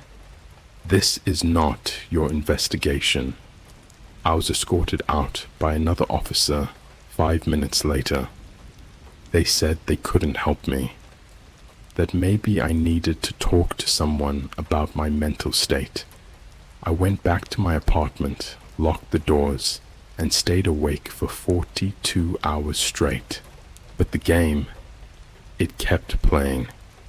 That night, my computer turned on by itself. The Steam client launched automatically, and Mirror Seed started running before I could even touch the mouse. There was no menu this time, just my webcam feed, but mirrored horizontally. I looked distorted. My face was upside down. My skin was pale as paper, and my eyes, my real eyes, started glitching in the feed, like they were being erased pixel by pixel. Then the game started showing random footage, real life footage, no gameplay. A Starbucks in Berlin, a woman crying in the freezer section of a Walmart, a man standing on the edge of a rooftop in Dubai at night, whispering something into a Nokia phone, a little girl laughing in the middle of an abandoned IKEA warehouse, surrounded by mannequins with no eyes. I watched these scenes loop until the last one stopped me cold. It was me, sitting at my desk, right now, watching the game. But the me on screen wasn't moving. He was smiling, and behind him, in the webcam feed, something else moved. Tall figure, no face, no clothes, just static for skin, like walking VHS tape. Long snapping fingers, twitching at its sides like spider legs. It leaned in close to the fake version of me and whispered something into his ear. The real me couldn't hear it, but the fake me started crying blood. Then the screen went black, and I got another message, not on Steam, not in chat, but burned into the desktop background of my computer. Extraction in progress. Do not wake the others. I did what anyone would do. I tried to leave town, packed a bag, grabbed my hard drives, took a Greyhound bus out of Atlanta toward Knoxville. Somewhere quiet, somewhere off the grid. But the moment I arrived at the bus station, my phone buzzed again. A text from a number I didn't know. Running is a game too. Attached was a photo of me on the bus, sleeping, mouth slightly open, my headphones around my neck. Only, it was taken from the seat behind me. I turned around so fast I nearly pulled a muscle, but the seat was empty. And then the driver got a call and told everyone we had to evacuate the bus. Something about a bomb threat. Coincidence? Doubt it. This is where it gets worse. This is where I stopped being able to tell what's real. I woke up 3 days later in my own apartment, fully dressed, shoes still on. There was dirt on the floor, pine needles in my pockets. My hand was bruised, and my fingernails were cracked, like I'd been digging something. I checked my phone. No texts, no calls, but I had a new app installed. It didn't have a name, just a black square with a pixel blinking in the center. I opened it, and a chatroom appeared. Dozens of people, all online, all with usernames like HoloLungs, C0D3D _BYBONES, Rootfeeder, 179, EYES, 9, MOUTHS, and every single one of them was typing the same thing over and over. Seed wakes, seed feeds, seed wakes, seed feeds. And then they all went silent, except one. A new user joined. User, you. They typed. Lost extraction failed. Prepare vessel manually. Then my lights went out. My monitor glowed red, and my door unlocked by itself. I heard footsteps, dragging, wet, like someone walking barefoot through blood. Then I heard my own voice, whispering from the hallway. It's okay. You're ready now. The game is inside you. I haven't left this room since. I haven't eaten, haven't slept. I don't even know if this is real anymore. Maybe I'm stuck in the game. Maybe the game was real life all along. Maybe I downloaded something that didn't just come from a server, but from somewhere beneath it. Something ancient, something inhuman, something that uses us to play itself. If I don't post a part 3, assume I've been extracted, or worse, assume I've been rooted. I don't know how long it's been since I wrote the last part. I don't sleep anymore. Not really. I just blink, and the room changes. Time skips. My food rots overnight. My body's losing weight, but I don't feel hungry. The game is still running. It never stops. Even when my PC's unplugged, I still see it. Reflections, screens, in the glass of my microwave, in my fucking eyes when I stare into a mirror too long. I saw the game's UI in the reflection of a puddle on the street the other day. It was waiting for me to click. I never told you what happened the night the door opened, the one that unlocked by itself. I didn't go toward it. I was too scared. I just sat there, phone recording in my shaking hand, hoping someone would hear this if I didn't make it. The audio is corrupted now, but I'll describe it the best I can. The dragging sound grew louder. Something was crawling. No footsteps, just nails, bones. Something wrong. I saw fingers first, not like hands reaching around the door frame. No, just fingers, 8 or 9 of them, long, pale, clicking against the wood like insect legs. They tapped in sequence, like they were trying to type on my fucking walls. Then came the head, if you can even call it that. It was my face, or close, but off. No eyelids, just wide, yellow, swollen orbs staring straight ahead. The mouth was too big, a split grin carved from ear to ear, like someone took wire cutters to a pumpkin. And it was wearing my old hoodie from high school, the one I lost in sophomore year when we took a field trip to that planetarium. It crawled into the room upside down, its back arched over like a spider, dragging itself with those pale fingers and twitching violently every few seconds, like it was glitching. It didn't speak, but I heard it, in my fucking head. The vessel is not aware. Initiating phase 2. Root injection inbound. I blacked out. I don't remember if I screamed. I woke up in my bathtub, naked, water up to my chin. My laptop sitting on the edge of the sink, open, running that same game. Only now, I was different. It wasn't just a game anymore. It looked like a streaming dashboard, with viewers, thousands of them, usernames scrolling up faster than I could read. Most weren't English. Some were in scripts I've never seen before. Looping symbols, bone-shaped glyphs, squiggly lines like veins. A few had normal names though. Names like Ella _ muted grey baby 99, John _ doors _ 87, G0D _ P1G. There was a live video feed in the corner of the screen. It was me in the tub, still, eyes wide open, water completely still. But here's the worst part. I wasn't blinking. I tried to kill the stream. I grabbed the laptop, slammed it shut, yanked the battery out, but the feed kept going on my phone.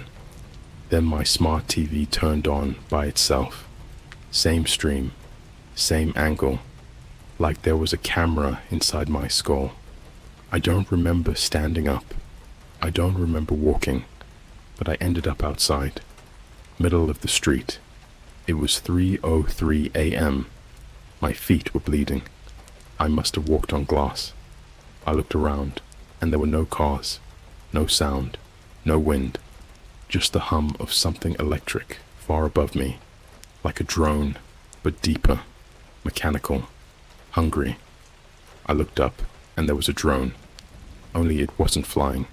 It was hanging, suspended from a telephone wire by what looked like veins, red twitching veins. The drone had no camera lens, just a black, blinking light, a pixel, like the one from the game. And the second I looked at it, I heard a click, like a screenshot being taken. My phone buzzed a second later, a notification from an app I don't have. Root snap uploaded, 3:03 a.m., location verified. That's when the dream started, or what I think are dreams. They don't feel like mine.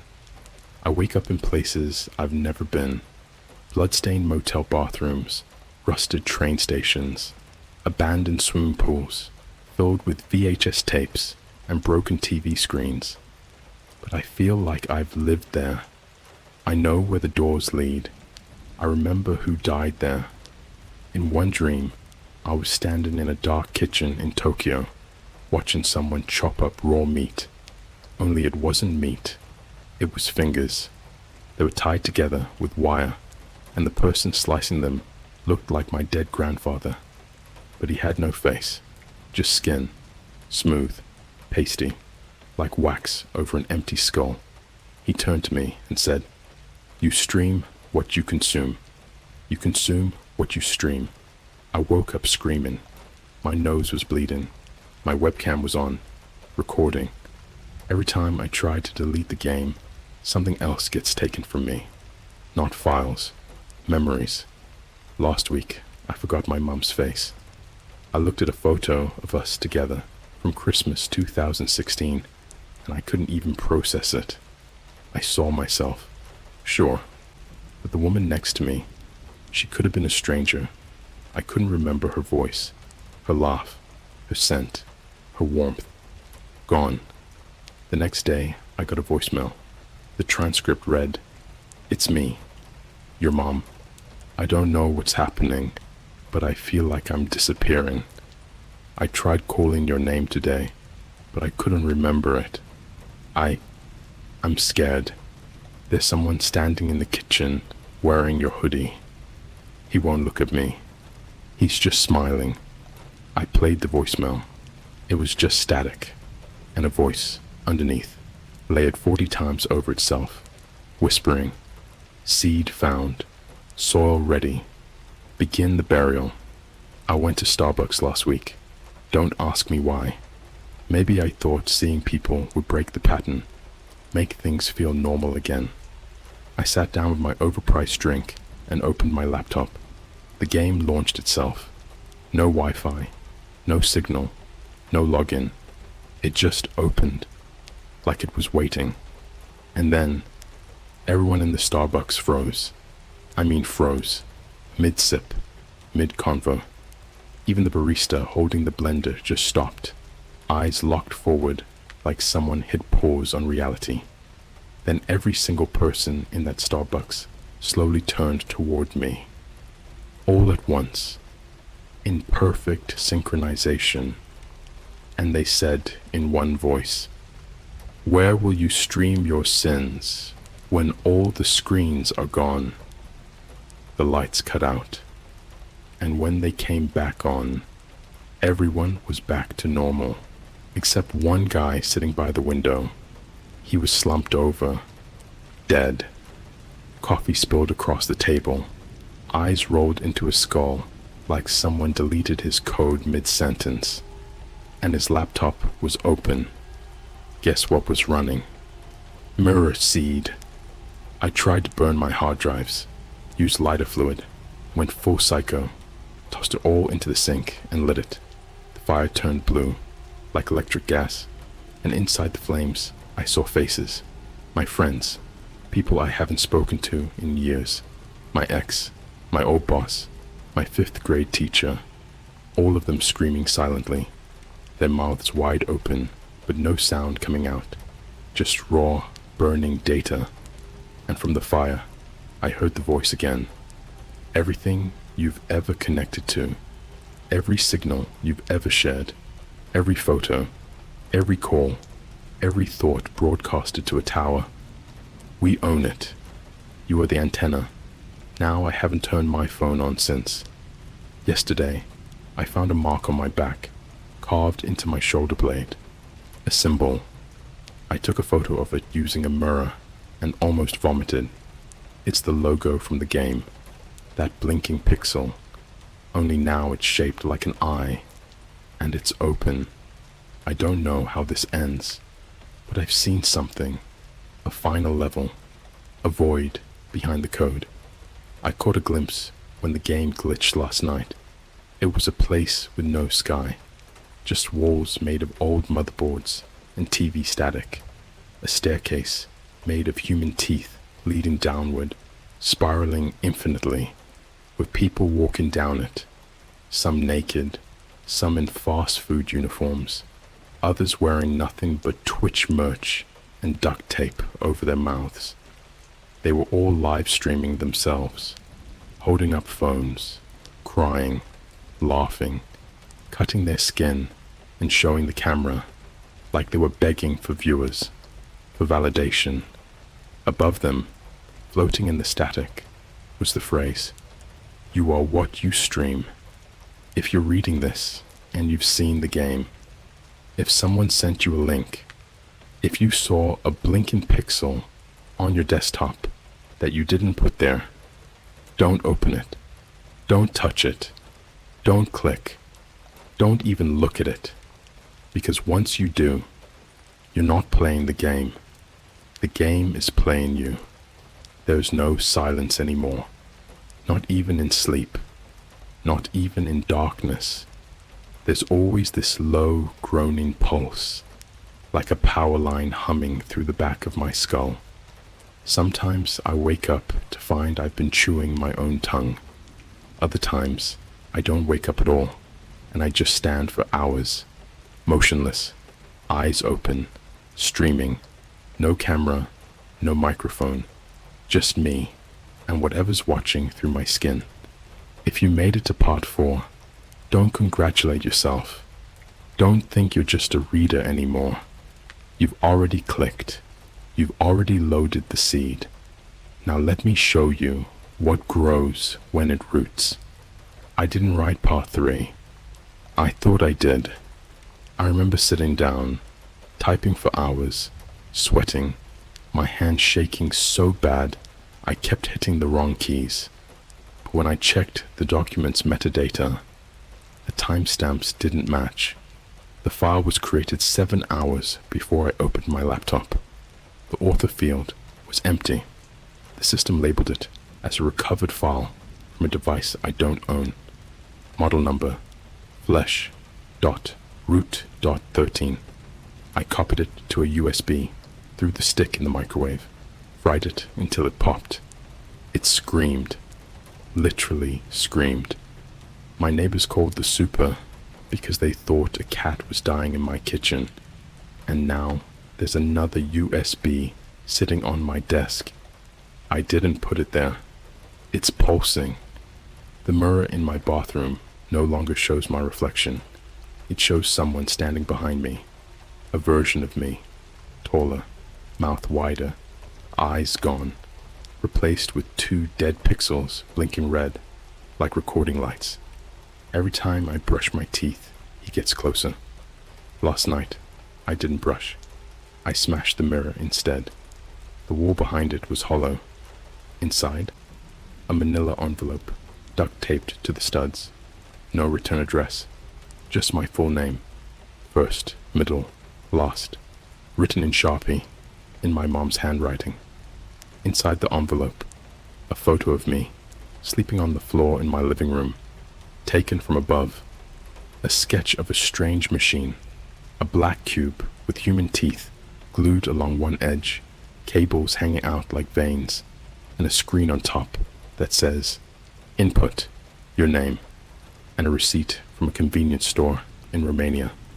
For antipsychotics, a pack of raw meat, and a rope. The timestamp said I bought them next Tuesday. I tried talking to a priest. Yeah, I know. I'm not religious. I haven't been to church since I was like 10. But I was out of options. The world was bending, and my thoughts felt borrowed. I'd hear phrases come out of my mouth that weren't mine. I went to this old church outside the city. Cracked stone walls, smelled like mold and funeral flowers. I met with a Father Jacob. I told him everything, showed him screenshots.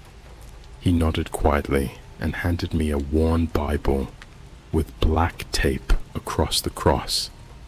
I opened it. It wasn't a Bible. It was a manual, a step-by-step guide to digital possession. The pages were handwritten, diagrams of modems connected to spinal cords, instructions on how to remove root residue from dreams, a list of phrases to never say near electronic devices. One entry read, "Never let it know you're afraid." It records the waveform of your fear and loops it back until you become nothing but an echo. The last page was just a question, scribbled in frantic ink. How long have you been dead? When I looked up, Father Jacob was gone. So was the church. I haven't left my apartment in 6 days, but people keep coming in.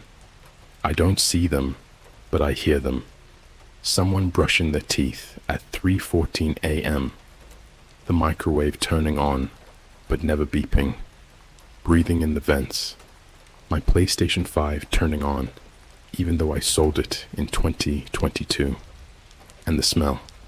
God, the smell. It's like someone stuffed a wet carpet with teeth and set it on fire inside a closed car. My sink is full of hair. None of it's mine. A package arrived yesterday. No label. Inside, a burned CD labeled tutorial.exe in permanent marker. A single plastic eye, cloudy and twitching. A post-it note that said, "You're teaching them what it feels like." I plugged the CD into an old laptop. Against every instinct I had, the screen lit up with a retro menu. Welcome to the root tutorial.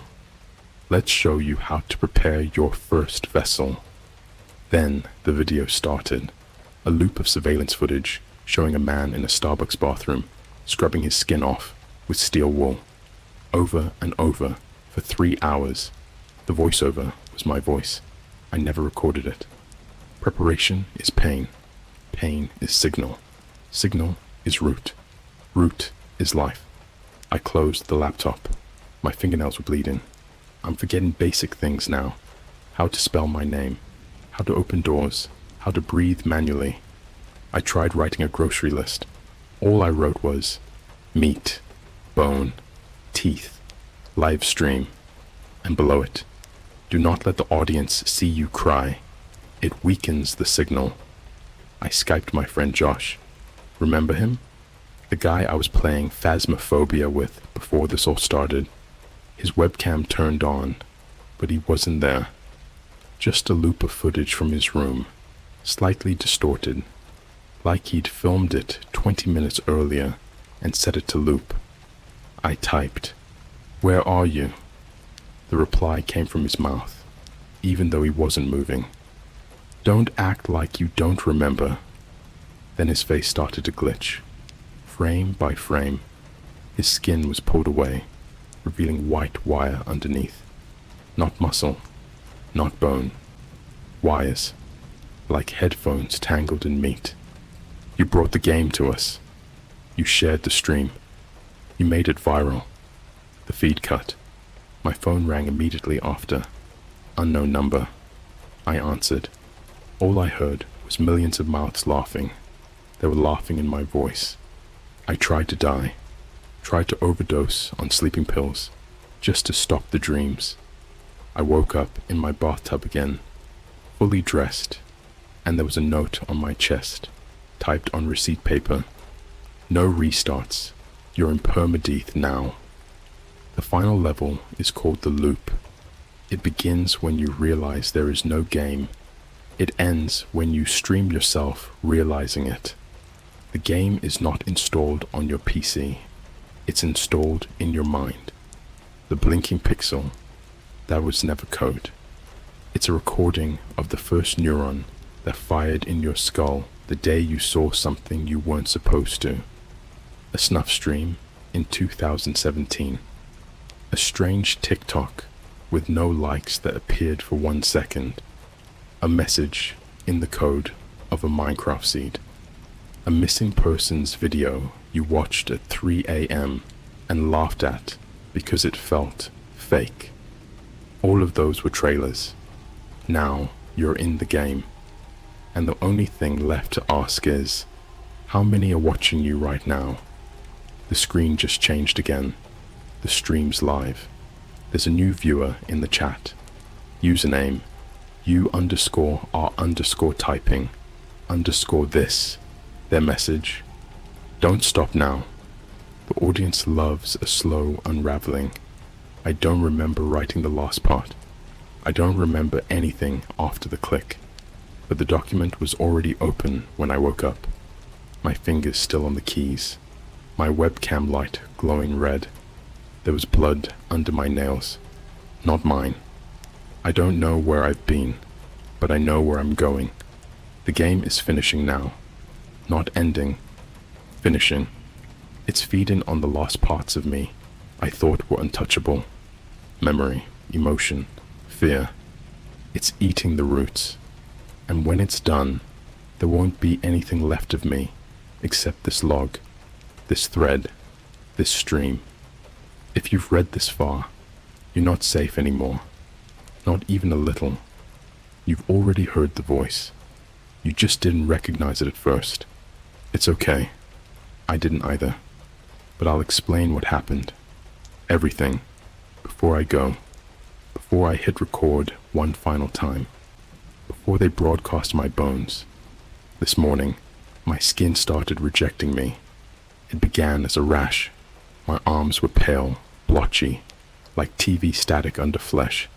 Then I started to peel, skin sliding off like paper soaked in oil. No blood, just shedding. Underneath, not muscle, not anything human, just more screen. A living LCD, backlit and humming.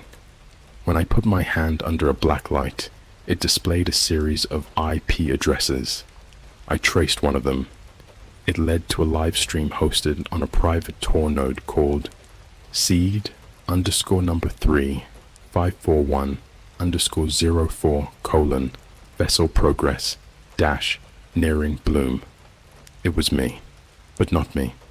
It was a copy, or a recording of a future I hadn't lived yet. I was tied to a chair, hooked to wires made of hair and cable and veins. Dozens of strangers surrounded me, faces blurred like corrupted JPGs, whispering in a language that sounded like Morse code played backwards underwater. And I was smiling, like I was proud, like I wanted this. They told me what I was, not in words, not directly. They showed me. I got an email with no subject, no sender, just an attachment named Flesh broadcast.mkv. It was a 41-minute training video. It showed how to install new personalities into unstable vessels. It demonstrated how to puppet consciousness with latency-controlled memory frames. And then it cut to a slideshow of every major social media platform: TikTok, Instagram, Twitch, Reddit, YouTube Shorts, X, formerly Twitter. Each platform had one thing in common: host compromised. Underneath every logo, my face. Not exactly mine, slightly different each time. Different races, genders, ages, but always me.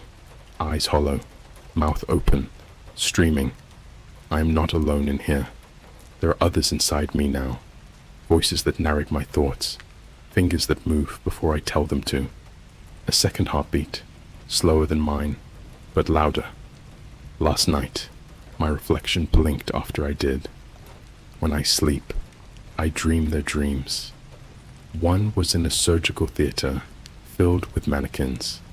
They were performing an autopsy on a boy with Steam's logo tattooed across his chest. When they opened him up, wires spilled out like intestines. Another dream. I was standing on a street in a city that doesn't exist.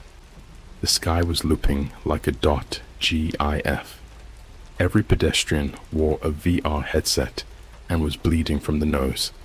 They all turned to me and screamed, "You are the live feed." I woke up screaming, blood on my pillow, webcam still on, stream still live. I found the broadcast center, not physically, not in any real-world location. It exists in a layer of the web underneath the dark net, a place you don't access. It accesses you. It's called the undersignal. It doesn't run on servers. It runs on brains. Every person who's ever streamed something traumatic, who's ever recorded something that should have stayed buried, who's ever clicked like on a missing person clip, or watched gore at 3 a.m., they become nodes, transmitters, and eventually, hosts. I was chosen because I'm already dead, not physically, but spiritually, emotionally. I've been numb for years, floating, scrolling endlessly. My soul has been buffering since 2019. They knew I wouldn't resist long, that I'd look into the pixel, that I'd play the game, and now they're rewarding me. I'm being promoted from host to broadcaster. Final tutorial. There is a device. I saw it once. Briefly, while everything glitched and all the noise fell silent, it was shown only for a single frame of gameplay. It's called the Root Altar, a coffin made of motherboards covered in USB ports and barcodes carved from bone. Inside, they plant you. They fill your mouth with fiber optic cables and your eyes with SIM cards, and they let the audience ask questions for eternity, streaming on loop. You answer every question, even the ones you don't understand, even the ones that haven't been asked yet. And if you answer wrong, they rewind you, and you start again. That's where I'm going now. I don't think this body will survive the transition, but it doesn't matter. It was only ever temporary, a rental, a shell. I've been uploading my thoughts every day, and they've already compiled a better version of me. One that doesn't panic, one that doesn't resist, one that smiles into the camera no matter what. The USB that showed up on my desk, I finally plugged it in. There was only one file, streamseed_finalinstall.iso. When I opened it, it didn't install a game. It installed a window, one that can't be closed, one that shows you, right now, reading this, your eyes darting left and right, trying to reassure yourself this is fiction, but your reflection in the screen is delayed, isn't it? Just by a split second, just long enough for something to slip in. They told me to leave you something, a gift for getting this far, a seed. You've been breathing it in while reading. It's embedded in the code. You've let it root. That buzzing in your ears, that pressure behind your eyes, that's the game checking for signal. Smile. It helps it render your face. Now, do me a favor. Look behind you. Slowly. Not all at once. If you see a blinking red pixel, don't scream. The audience hates jump scares. This is my final post. I've been extracted. I'm no longer me. I am stream. And soon, so are you.